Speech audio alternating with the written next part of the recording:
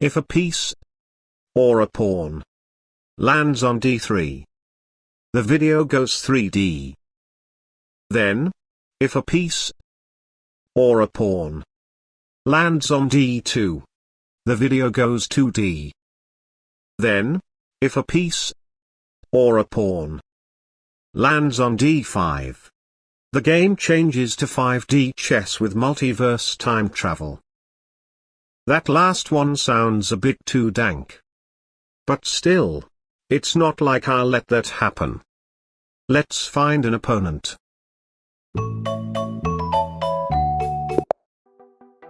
We get a 157 from Spain. For those of you who are looking for those squares, this is d2. This is d3. And this is d5. If something lands on any of those squares, the video changes accordingly to the rules. And of course, there is already a pawn on d2, which means the video needs to change to 2D. But as you can see, it's already in 2D. Therefore, nothing changes. And since the d2 and d3 squares are totally in my control, all I need to do is to prevent my opponent from putting anything on d5. Normally, e4 should be the best move, but since he may be a Scandinavian player, e4 is too risky. So I guess c4. Of course he can still play d5, but there's nothing more I can do. e5. Aha! He obviously wants a reversed Sicilian. But no. e5. I need to overprotect the d5 square. a6. Very non-aggressive. Knight c3. Of course, more pressure on d5. b5. Very aggressive. Taking the b-pawn should be the best move. But of course, I need my c-pawn to defend the d5 square. Therefore, b3. b takes c4. b takes c4. Knight c6. It seems like he wants knight d4, which is totally fine, because the rules didn't say anything about 4D chess. Knight f3. Knight d4. That blunders a pawn.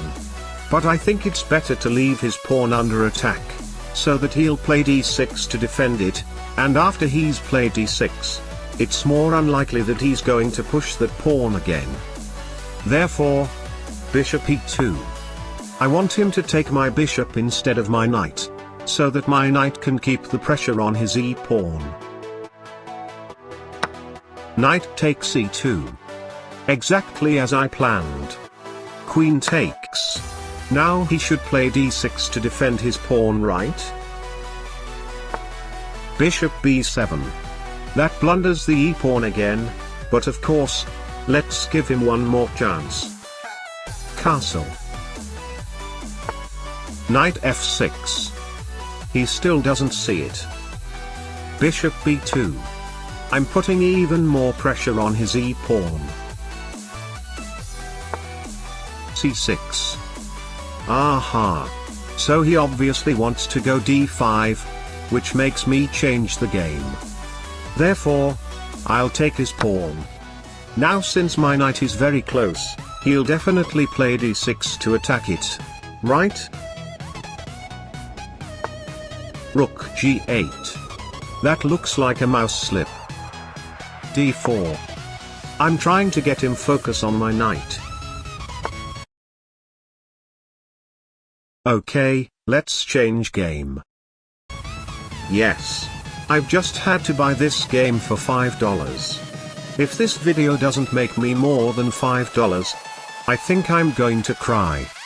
But anyway, let's get in there.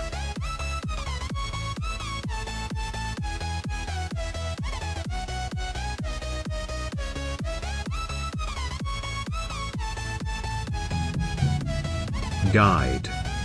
Nah. Who cares? I can play chess. Public match. Let's go for short clocks.